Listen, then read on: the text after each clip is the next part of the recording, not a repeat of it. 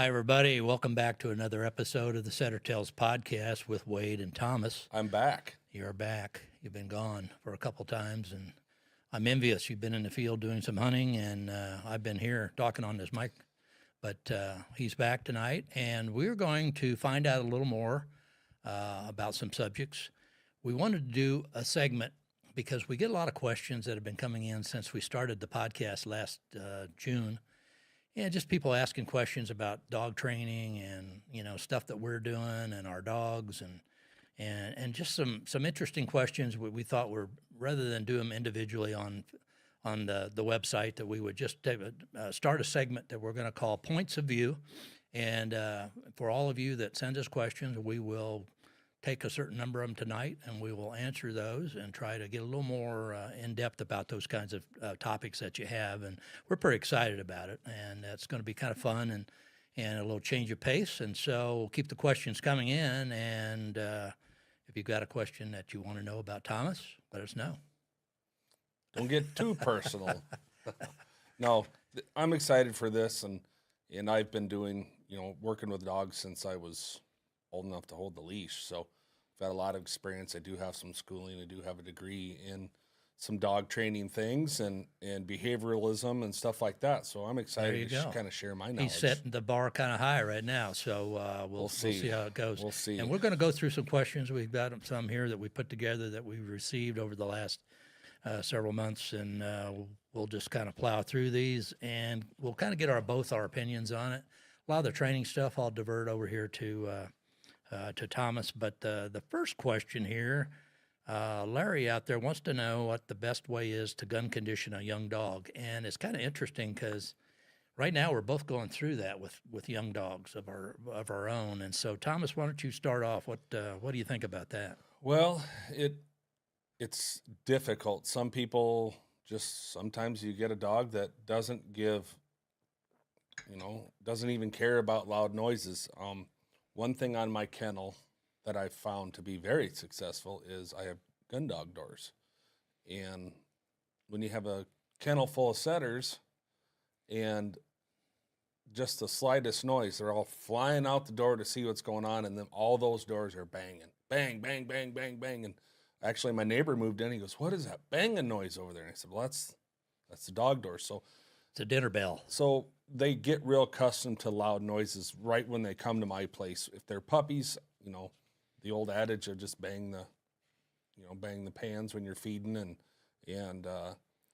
make noise when they're eating. I've had guys say, they feed the dog, they go outside and they shoot a gun and do this, and it's not always the best way to do that. And my pup that I am working now, Sis, she accustomed to it really well, and I introduced her to gunfire with just a little 22 pistol with blanks, and you can actually, I just use the blanks you can go to any hardware store and get the ones for the nailers, right. And they got different colors, and I think the green or the yellow is the lightest sound, and like the purple, they're hard to get. You can't hardly find those anymore, but the purple are much louder. But I just get like a pigeon. With her, I just took a pigeon and I tied it to like a laundry jug or something I could flatten out so that pigeon can fly, but it can't fly away, and that puppy can go get it. My good friend Chad showed me that trick. I usually just thought, well, the pigeon's gone, but this preserves you can use the pigeon over and over again. So I would just get her in there and she would point, just a natural ability, just at her point, and I'd get that pigeon going, and he'd fly up in the air, and I'd make sure I had that. I wouldn't shoot right away, let that puppy chase that pigeon for a little bit, then I'd shoot that pistol. And then the closer, and then I'd shoot right off over top of her. After the second or third time, she didn't even act like she even heard it. So then I graduated to the 410 with a live bird, pointed it away from her, let her get out, do a little chase, and heck, it didn't even raise a hair in her back, and then we just went right into hunting. I think her first big day was when you and I guided together, and we killed like 42 birds, and she didn't even... There was a lot of banging that day. It didn't even phase her. So, I mean, there's lots of different ways. It's just you want the right scenario of when you introduce it. You want it to be a positive situation. Yeah, and I think the point I want to make, too, is that take your time with that, because you know, you got one really good shot at it, and trying to correct problems related to gun shyness is not. It can be done, but it's better to do it right the first time. If it takes a little longer, do it. But what I kind of started doing too, I know the banging and making lots of noise around the puppies, so they get used to that, and we do some of that. But when the dog gets what I call field age, Ruthie, for instance, I just had her out this fall, and her first exposure was, learning to ride in a truck, in the dog box, learning the dog box, and getting to go, and but what was interesting is that, I would leave her in the dog box, and even though we were parked at the edge of the field, she's still hearing some of that gunfire. I mean, it's a long distance away. But she's getting semi-conditioned that way. And then when, as you said, you want to make your timing right so that when you do fire over that dog, they're doing something that they are associating with as fun. This is chasing birds, as you said, making birds part of it. And so, yeah, and take your time. And like I said, that was probably the thing I take the most with, and and make sure that they're ready to go. And then for me, a young dog, you really probably don't want to put them in a situation where you've got multiple guns blasting over. I mean, I've heard guys taking young pups to South Dakota with 8 or 10 guys, and birds are getting up and guns are going off, and that's probably a little. You just got to be a little careful about that. So it's better to have that dog kind of by yourself, one-on-one somewhere, and get it done the right way. And one thing I wanted to add to that, and we're probably going to have this. Oh, I got to add something. I hear a lot of people, I just take my dog to the gun club and sit in the truck and pet it when it gets scared. The last thing you can do, that's the worst thing you can do, is sit there and stimulate that dog with a pet or a treat or food when they're scared. So make sure it's just positive reinforcement. They're positive and you're positive. You say, oh, it's okay. They're taking that, okay, it's okay for me to be scared of that gun. And the big thing you want is a good recall when you're doing this, and you want that dog on a rope, because if they are scared, they'll run until they think they're away from that sound. So, but a good thing to have that dog is collar conditioned and have a good handle on them. So you can reiterate, like, here when they go running away, then they're like, okay, he wants me here when that happens. They do associate those kinds of things, but all dogs are different. There's more than one way to train a dog, and there always will be. But if you take the necessary steps to make it a positive situation, whether it's just snapping your fingers, and a lot of guys say they play music in their kennels all the time, so there's constant different noise. But I always do that just because it gives the dog something to do when I'm not out there working with them. But anything's better, but like I said, it's a lot easier to train them to be used to it than it is to take that fear away, because once they're scared of it, oh my, it's a crapshoot whether you're going to get them back. Okay, let's see. Jerry here wants to know, what's the longest distance you have traveled to hunt upland birds, and what considerations do you make for road travel with your setters? Boy, there's a good one. Yeah. Ooh, that's a good question. Well, I know you've been to Kansas, and probably where else have you been? The farthest? Yep. I was almost to the Colorado border, probably about 10 years ago, but we had a 12-dog truck with a big fancy Ainley box in the back. They had air, they had running water, but I've traveled all over the country with the coon and squirrel dogs when I was a kid. The one thing we did make sure is that we didn't feed them before we left. They got a little bit of water, but that was just what was in their kennel. When they're in their kennel, they drink that well. They don't tank water. They just, when they're thirsty, they take a drink. And comfortability is big. I always like it when a dog's in the box and they're laying down. Some people get these big, huge crates or these small dogs. They're up moving around. So it's kind of just make a den for them.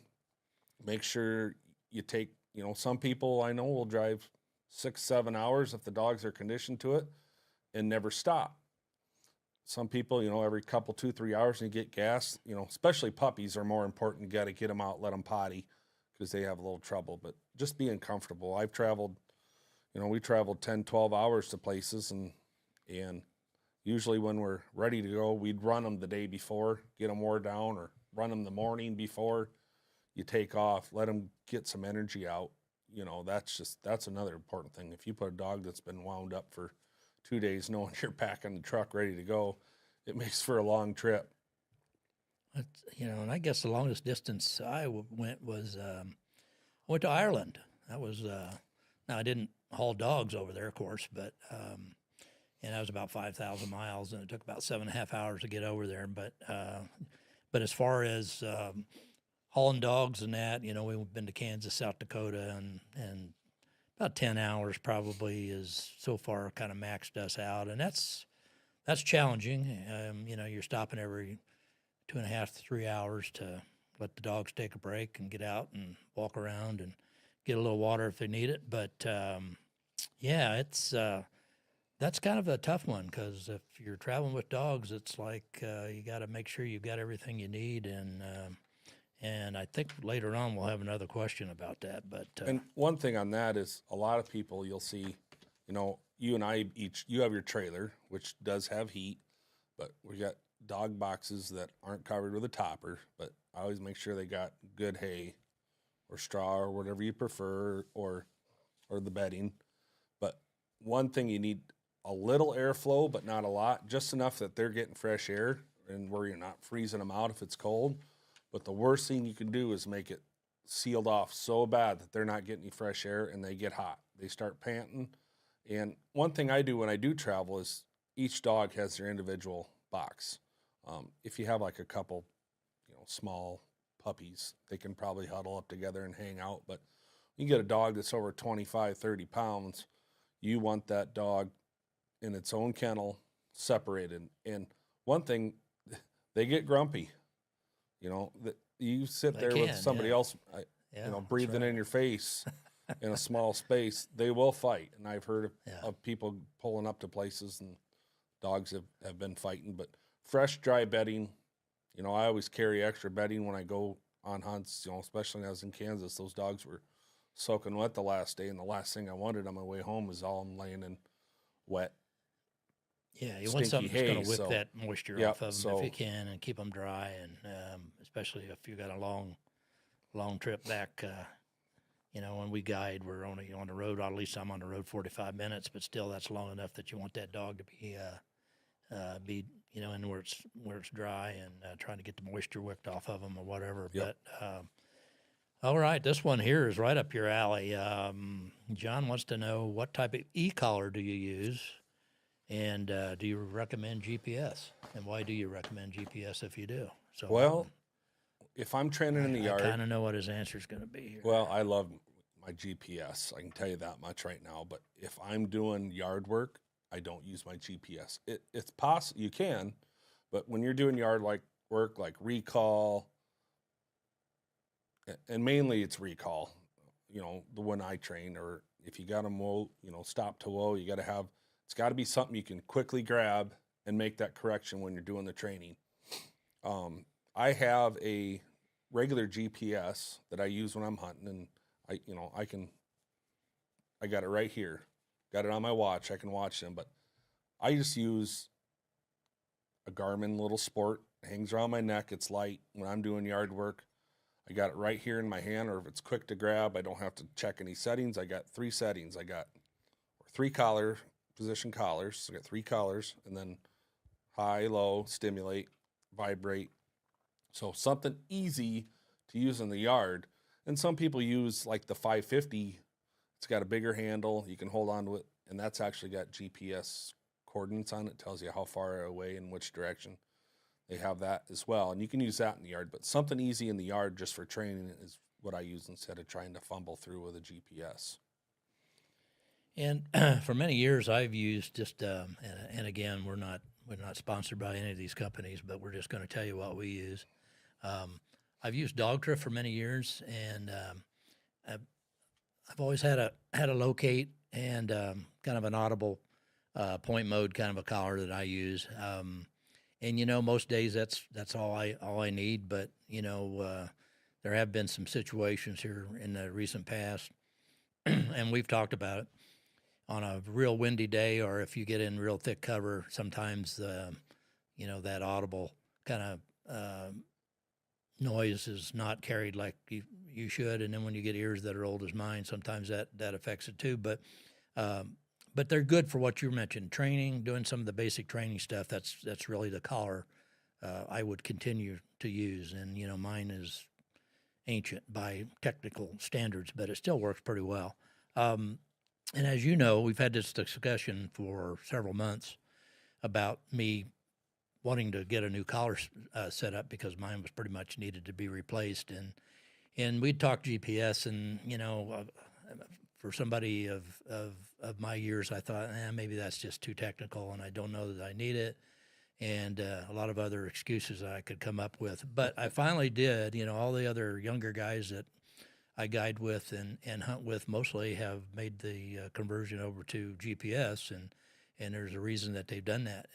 So anyway, I recently purchased the Garmin 200, and I got to tell you, I mean, I'm the basic truth is that when I took it out of the box, I thought, oh my, what have I done? This just looks a little bit. This is going to be a little much for me, and it's like going to ground school, learning how to fly. But once I kind of plowed through it, there are a lot of videos on YouTube and other places that kind of broke it down and showed you what to do and not to do and that kind of thing. And then I started using it just here in the last month. And the more I use it, the more I like it. And I can see, especially with young dog. A young dog that you think is pretty sure that you're probably not going to have a problem with range, that they're going to be, like you said, good on the recall. But what if they're not, or what if they encounter a deer or something, and then you got a young dog that is out of your sight and trying to find out where they are. And so for me, it was kind of a blend of that plus trying to adapt to the new technology and the benefits that it would bring to me. And I have found that it's once you kind of get used to it, as Thomas told me many times, you'll get used to it, and then once you do, you'll never go back. And I think that's true.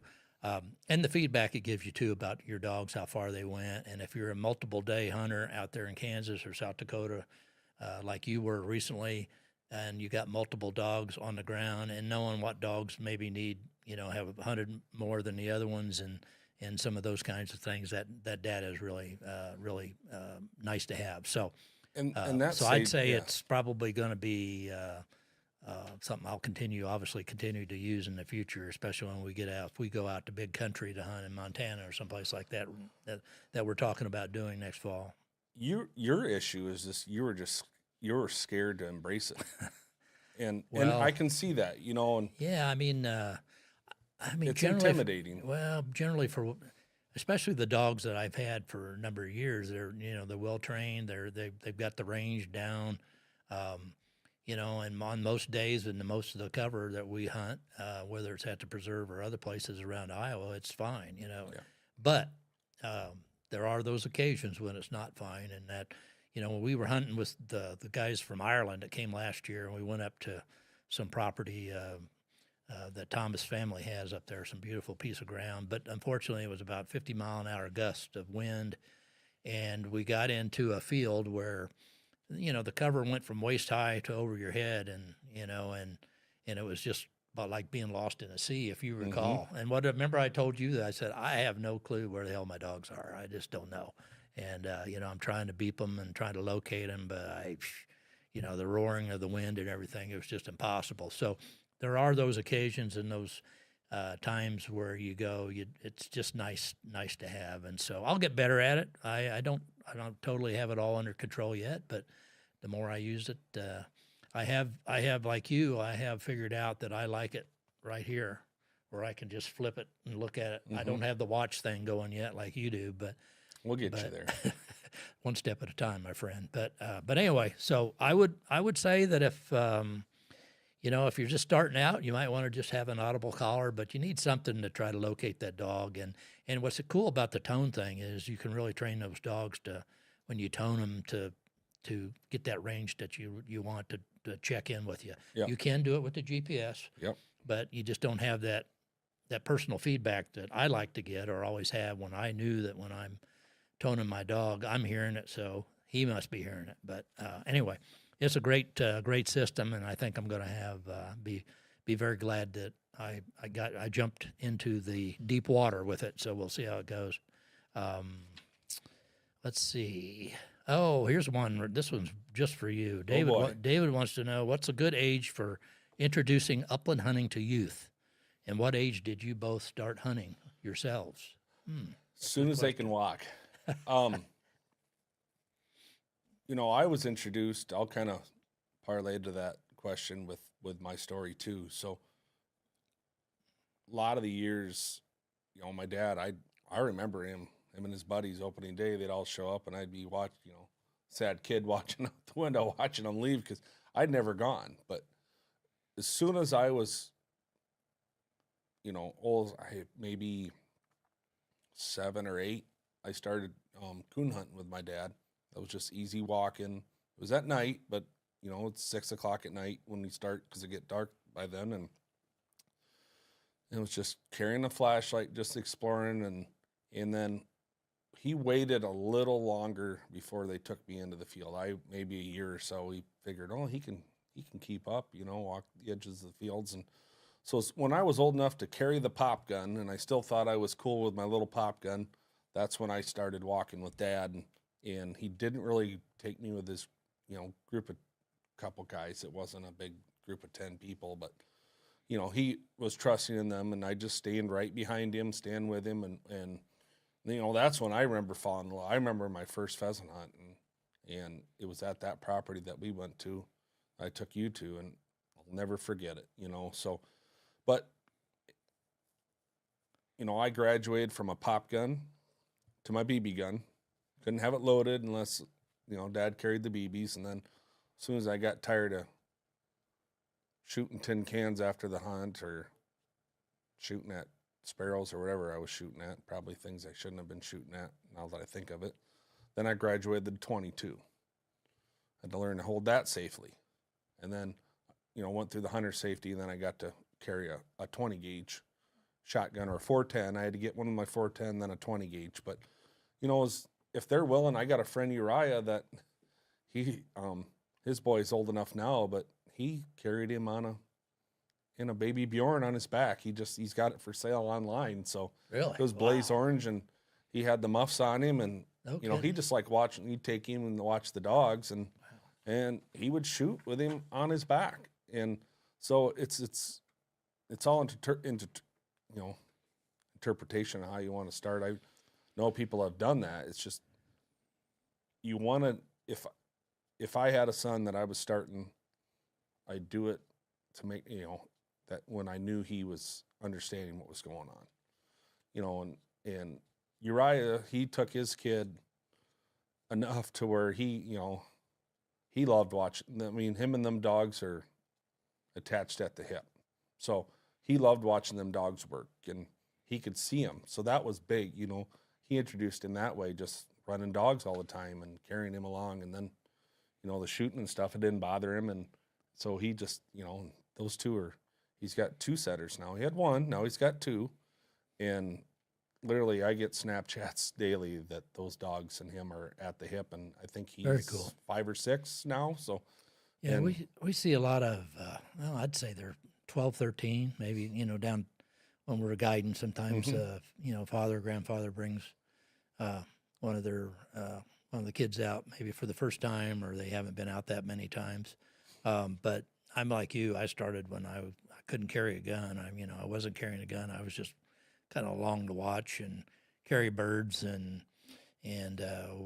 I grew up in quail country down in Missouri, so we didn't have pheasant. In fact, I never saw a pheasant until I moved to Iowa many years ago. But yeah, that was part of it, just watching the dogs and watching everything that was going on, and then eventually, as you did, it was BB gun time. Make sure that I carry it properly. I show gun safety and crossing fences and all those kinds of things, and then eventually, when your age was appropriate and you had shown a desire to be out there and be involved, and also being safe, then it came time to get your own shotgun, and I still have mine. It's 20 gauge pump that my dad bought, and I think he gave $60 for it, and still have it. But it was a good gun to get introduced to quail hunting with. And yeah, we see some youngsters. I would say the youngest one I've seen was 8.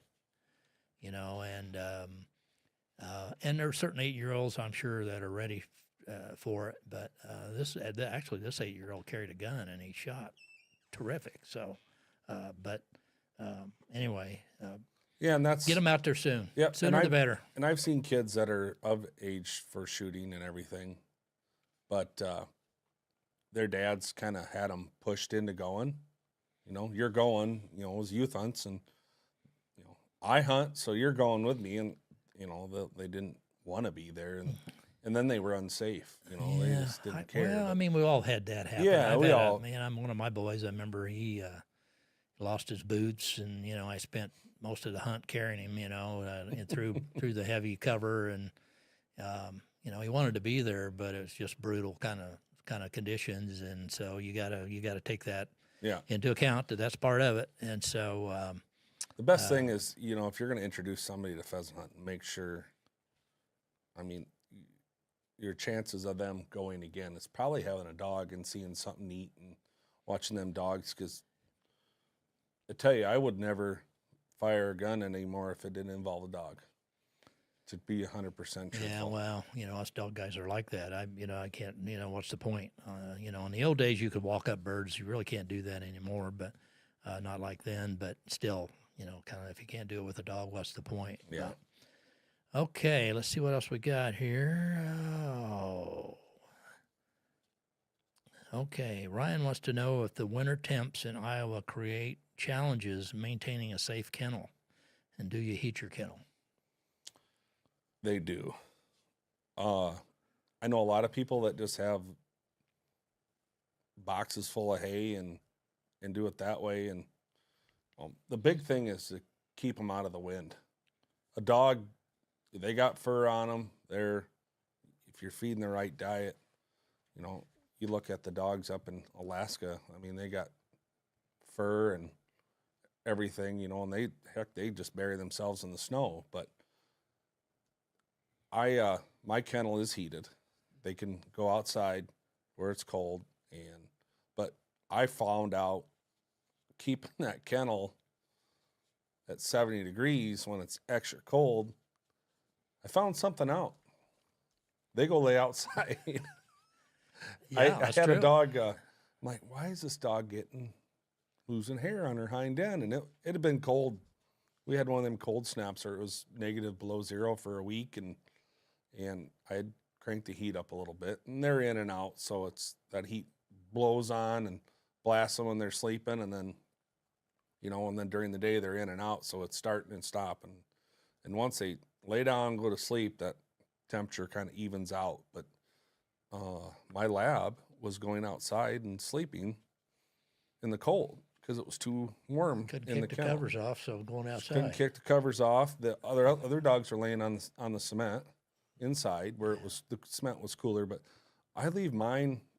I got radiant heaters all along the top, so there's 10 kennels inside. They got a 5x5 on the inside, and they got a 10x5 on the outside. But I just got them on just regular beds, just canvas Caranda beds, and they're up off the cement, so they can't get too cold. And I think I leave them radiant heaters at about 38, and it's well insulated, and it's probably averages 40 to 45 in there.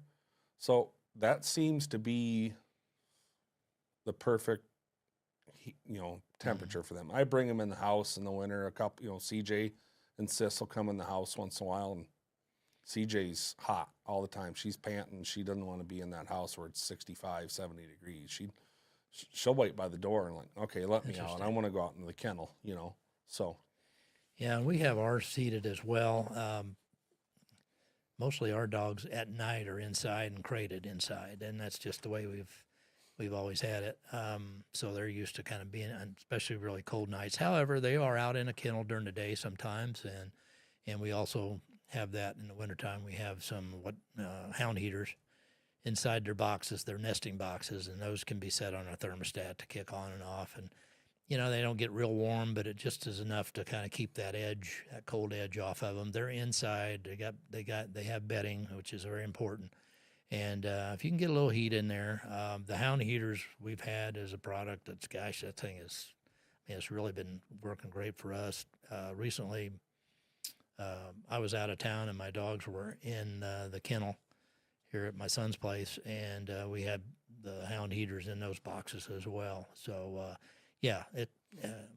Iowa can, and what's interesting is even in March you can have some pretty cold weather. You think spring is here and it's not. So really, if you're going to have dogs outdoors in Iowa, you're probably going to have some kind of way to heat it in the very extreme temperatures or whatever that might be. Keep them out of the wind is the biggest. And Yeah. and I noticed when we had one of them.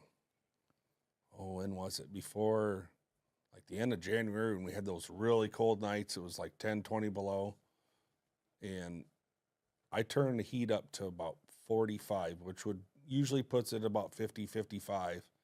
And I got this new security system all around the kennel, and I can watch the dogs, and it's pretty foolproof security system now. Anytime there's movement, that thing goes off. It's got infrared, it's got all that stuff. And I knew that night I was laying in bed, and bzz, bzz, bing, bing, bing, all night long. Them dogs were going out to cool off. So I thought, okay, they're out of the wind. They don't need to be that hot. So at 3 a.m, I walked out there in my pajamas and turned it down. I like to see that. After about a half hour, they stopped running in and out. But yeah, if I leave it too hot, they're outside. Yeah, so that's something to think about. Dogs are a little different than we are, so they don't want it. They don't like it extremely hot, like what we would feel is comfortable. They necessarily won't. So make sure you have a way of monitoring the temperature in your dog boxes if you can. Let's see. Here's one for you, Wade. Oh, yeah, one for me. I'm working on getting something going, but Sam asked us, because live game birds are expensive for use as training birds, look into having my own pigeon coop. Training pigeons. What is involved in having a loft of pigeons, and is it expensive? It's interesting. We have training birds, and it's a whole nother. I mean, you got you guys out there that have pigeons know what I mean. We have homers, so the homing birds we can use to train, and then all things relative, they come back, and go back in the loft. Unless they encounter a hawk or some other thing in the meantime. But mostly they come back after we're able to use them, which is really nice, because then you're not going out and buying more birds, because you've used as you mentioned earlier, your training bird you used and launched, flew away, and you only got that one session for your dog. But so it is good that way. However, it comes with a lot of other. You have to have a loft and a place for the birds to live as well, and then keeping them healthy and buying feed for them. So there's a lot involved. We kind of enjoy it. I mean, I kind of enjoy it. We keep about, I think right now we have 15. And I just noticed today, we just had our first hatch.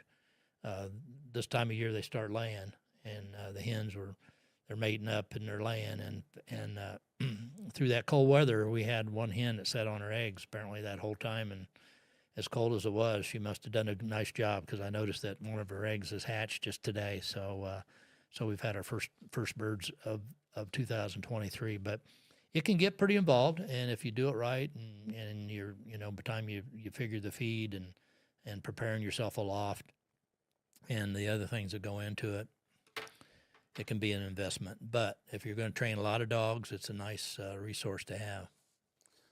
Yeah, I'm going to dabble in some quail this year. I got an old hoop building from a guy. It was just like a carport, so I'm going to get that netted up and make that nice, and just have some quail at my at the ready at home, and and then in the fall I don't plan on keeping them over winter. I'm just going to let them go in the grass and have a little fun. They're a little more upkeep, but they're a little hard to keep. Keep alive for an extended period of time.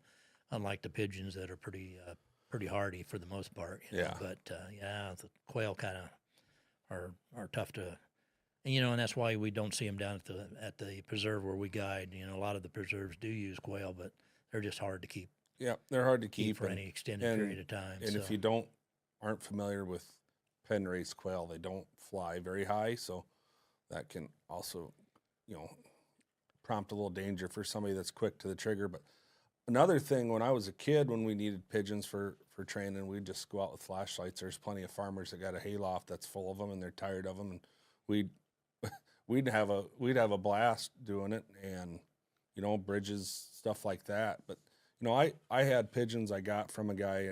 He caught them and didn't want them, and we had a live trap, and I gave him a live trap, and he was putting them in the barn and telling me when he was getting full, and just put feed in it. But we kept them in the neighbor's chicken coop because I was using them for training some young dogs I had, and I don't normally, if they're young, I'll put them on birds, but once they get a little older, I just make sure, hey, keep them in shape, kind of fix some of the problems that I encountered in the hunting season.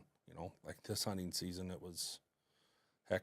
I started the third week in September, and 2 weeks ago was my last guided hunt that I did. So it's just you don't have any time to train in between, and you're wore out. So dogs are just home relaxing now. But we kept them pigeons for a couple weeks. Well, heck, then we thought, well, it's kind of done, and it started getting real hot, muggy in Iowa here, and it's just a terror to run dogs during that for a long period of time. And pigeons never left. They once in a while, one will still, I don't know where they went, but once in a while I'll come home and there'll be a pigeon perched up at the house. But they're, they cost, the feed costs money and just the upkeep. But if you get a good set of homers and a nice cage, they're not a whole lot of work. As long as they got water and food, if they're homers, they'll all go out and eat. My friend Chad, I don't know how many, he's got 100 some pigeons, and every morning he goes out with the dogs. He opens the door and out they go, and he turns them out in groups. He doesn't turn all 100 out, but he'll chase some out in the ready pen, and then he'll let them out and they'll fly around, and it helps him as a distraction when he's teaching them to stay on point. There's pigeons flying all over, so he used that as a training method too. Pigeons are good, but like I said, there's some work involved in that, and they're dirty. But they're fun. They're kind of fun, especially when you see the dogs getting on them. It's fun to do. Let's see. Oh, Ray wants to know. He's heard us mention tailgate checks, and why are they important? Well, I'll tell you one personal story. I didn't do a tailgate check one day.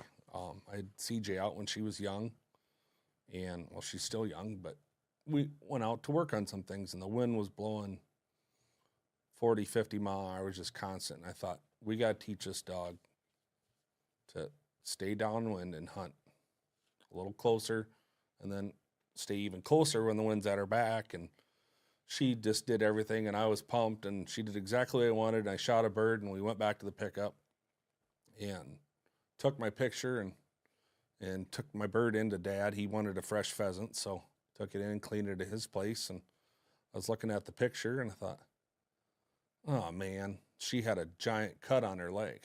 She'd hit a old fence at our farm, and I forgot it was there, and I didn't see her do it. And it had ripped it all the way into the muscle.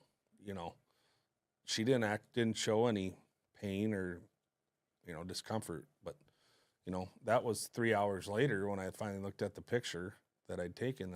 Oh crap, she's got a big gash in her leg. So if I had known that, it didn't hurt nothing, but if I would have checked her at the tailgate, she's probably in a little bit of pain.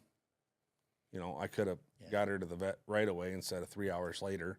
And you got grass seeds, you got all sorts of stuff you need to check them out for. Yeah, on any given hunt, these dogs encounter all kinds of obstacles and things that can cause them harm, and so to get them through a day's hunt without any issues is hard to understand, but they do it. But on the same token, we put them on. We're putting our dogs away.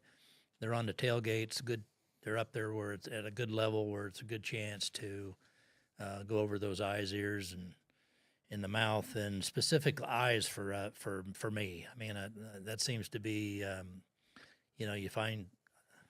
I would say 75% of the time you're going to find seeds in one of the dog's eyes. It may just be, kind of in the lower level of the eyelid, but those are things that you need to flush out and remove then, because if you don't, they may kind of clear out on their own.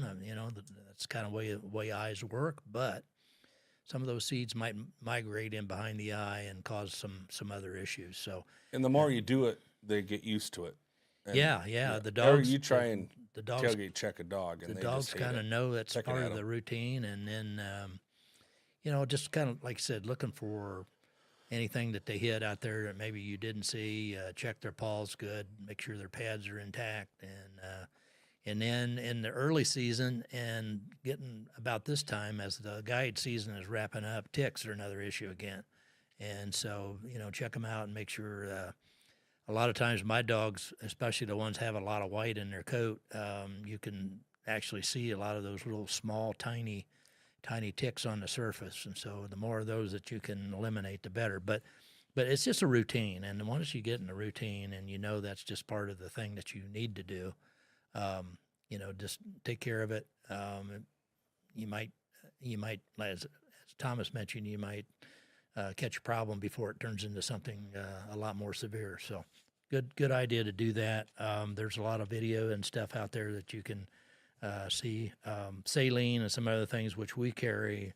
If you do get an eye situation where you need to flush something, always be carrying that in your kit, in your medical kit. Okay. Greg out in Montana, he's got two setters, I know, and he's got one's a little younger than the other. And his question was, when he's in the field, the older experienced dog is hunting like he should, and he's finding birds. And then the young dog seems to kind of trail the older dog, but honors really nice. When the older dog's on point, that young dog's honoring and does a really good job of that. But he's wondering, how can he get the young dog to find its own birds, basically, essentially. That's what the question is.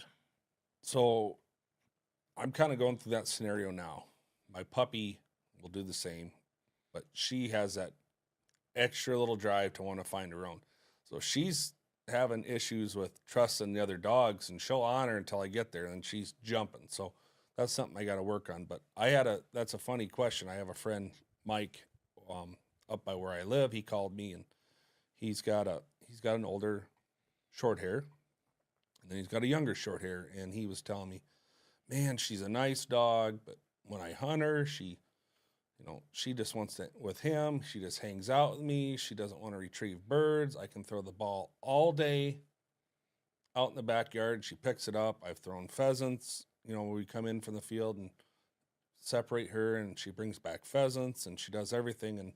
And the one piece of advice that I was given a long time ago with young dogs, especially young dogs that just don't break out and do their own thing, is I told Mike, I said, I asked him these questions. I said, if he's out laying on the deck and you throw the ball, will she go get it? And he goes, no. So right there, it told me that dog needed to be singled out. And when you have multiple dogs, it is a pain in the rear to just take. It hurts your heart too a little bit when everybody else is barking in the kennel and going nuts or in the dog box, that you got to separate that dog. That dog needs,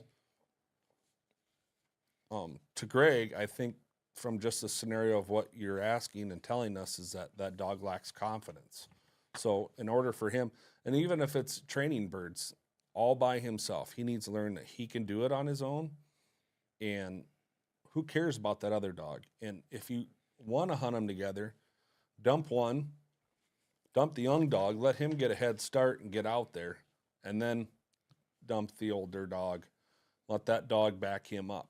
And eventually he's just going to go, oh, I can do this all on my own. And sometimes it takes 1 or 2 hunts. Sometimes it takes a whole season. I've been lucky enough where it just takes a couple hunts. And you got to know, if you can get that dog an easy bird, even if it's planting a couple birds, just something easy, that dog goes, huh, that's not so hard to do on your own. Well, and the good problem he has is he's got a young dog that that is backing Naturally really nice honoring, and, yes. and honoring, and that's terrific. But I'm like you. I think my advice would be to get that young dog out solo a few times in the field, and it may be hard to do, but and with the young dog I'm working with right now, I mean, what I typically would do after my morning hunt was completed and the other dogs were put away, I would get that young dog out all by itself and just run it and let it experience bird scent, using its nose. And but I also would run it in a brace with another experienced dog, and from that, I think she was learning range and quartering, and she was kind of finding out those kinds of aspects of it. But when her nose really started to kick in is when it was just her and she was out there in front of me. And so I think what he'll find is a couple. I'd be surprised if he did. He only has to do that on a couple occasions, and that dog will figure it out real quick and start hunting its own birds, and then you'll have a good solid brace. Yeah, it seems, my pup or my CJ is probably the most honoring dog I've ever hunted. And with her, with Sugar being older, when I got CJ, I just had Boomer, and Boomer's just he's a kind of dog that's not going to go hunting with another dog, but he will honor if he sees it. Well, CJ, I think I let her follow him around too much. I didn't single her out right away when she should have been, because she was young when I started her. She was a baby yet. When I just was taking her along, she learned. So now she's such a cautious dog. If she even sees another dog using the restroom out in the field, she's going to stop and honor it. But I singled her out when she started really honoring, and she just does her own thing. But if she sees another dog pointing, she'll honor, but she'll do her own thing too. So that's just some of it's from caution, and the other is just lack of confidence. And I think what Greg has is just a dog that just needs to be hunted on his own and get that confidence, like, hey, I can do this on my own. I don't need that other guy. And then eventually you're going to be going, how can I get my two dogs to hunt together so I don't have to walk so far? But, that's just something, It'll happen. It'll happen. You just got to. Yeah, and let us know, Greg. single Keep them us in out. Yeah, mind, keep because us- we hope that maybe here in the near future we get to hunt with behind both those dogs, Mhm. and like to see how that young one handles birds out there next fall. We got time for one more, I think. Let's see. Chad's got a good one. Yeah, let's see what Chad's got up his sleeve tonight. It's like, he says, what do you guys feel is a proper use of e-collar? And what steps do you guys to collar condition a dog? Do you use the e-collar in your training programs? I do. I guess I'll start this one. No, go But for it. when I start a puppy, and what I call a puppy is probably 4 or 5 months old, and I think, okay, they're ready for the e-collar. And you can do it a lot earlier, but I just have them wear it for a couple of days. I don't use any stimulation. Just get used to wearing it, because it's something big and they're stopping and scratching and messing with it. But as soon as you can kind of let them run around, and they're on a leash or in the house or in their pen, that when I see that they don't even care that it's there anymore, I'll start doing it. And I use super light stimulation. So like a 1, all collars are different, but my Garmin, there's 1 through 10, and I'll start them at like a 2 or a 3. If I see that that's too much, I turn it, I crank it down. So where I get a reaction, I find their threshold when they're babies, and I just don't shock them to find the shock. I'll let them get on about 20, 30 foot check rope, and just let them get out there. And I say, here or come, whatever your command is to come back, come. I'll hold stimulation on, and I'll reel that puppy in. As soon as that puppy looks at me, and you see that reaction to the collar, you don't want it to be squealing, crying, but you see that reaction to the stimulation, and you start pulling and come, or here. And as soon as they turn and look at me and start coming my way, I let go. But I continue to reel them in so they don't lose that focus of what they're doing. Get them to you, pet them up, walk them around. And sometimes it takes 4 or 5 times, and sometimes And I think the good point to make is that you're not shocking that dog. That dog's not, but you're as you said, you're starting at the low setting, and you're just wanting to find out when that dog makes a little bit of reaction. That dog is something, just they sense it. There's a tickle. There's a whatever it is, and that's that setting that you want. And you just want that dog to understand and to be able to learn how to control that and turn that on and off. In other words, if they comply with your command, they know that you tell them to go in the kennel, and they do, and the stimulation ends, then they figure it out pretty quick, and they're able to control that themselves. But they're not, you're not frying them. no. In the old days, they didn't have a lot of settings to some of those, and they were pretty much meant, to punish a dog, that was running a deer or doing whatever. And for training purposes, at least as we look at it today, that was really worthless, I think. But but now there's, the dog collar we use for the training has 127 levels, for God's sakes, It's too many. Yeah, but the sweet spot on Ruthie, we found out, was 32. And we did the same thing, or I did the same thing. I started at 1, went to 2, went to 3. It took a while. Yeah. But I didn't want to jump up 5 or 6, so I took it up. And when she got to 32, I saw that I saw her kind of turn her head like, what was that? So Yeah, there's levels you gotta find levels. If you want to end a habit, if they're running towards a road, or they're jumping on people, or something where the dog could be in danger, or somebody else could be in danger, you want to send the lightning to them, and usually a good big shock will get their attention. And running a deer is a good example. But a lot of people, you'll see, they'll have a dog fight, they shock them. Never do that. So I'm gonna say it now: if you see a dog fight, don't shock, because they're thinking that other dog is doing it. But start light. All my dogs are probably at a 3, and they will vocalize. But I put that tone, I add that tone sensor in there, and if anybody wants to know how to train that tone into there, we can definitely talk about that at a different time too. And the reality is that collar conditioning and training could be a whole episode of its own. And we could talk about that all night, because there are different ways and different types and things to do and not do and all that kind of stuff. But we kind of scratched the surface with that one. And with that, we're going to wrap up for tonight. We've got a few more questions, and they're still coming in, and so I would encourage all our viewers and listeners out there, get your questions into us, and we'll answer some of those next time on Points of View, and we have fun with it. It's kind of our chance for you to get to know a little more about us and what we do and don't do, and what we like about our hunting and our dog training. So keep those coming in, and you'll see another episode of this here in the near future when we get some more questions. So, keep them coming. Yeah, plenty of questions, and we got to pay a few bills here too. But we want to, really thank our sponsors, Highland Hunting down in Riverside, Iowa. I think they're on their last week. This will be their last, the 31st. I think it's their last week. So they have some trap shooting, they have some events down there. So check out their Facebook page. They got in their newly updated webpage. So. Yeah, Kinetic Performance Dog Food as well, and subscribe, because that is a big thing for us right now as we're trying to grow the podcast, is to get you all to go on there and subscribe, leave some comments.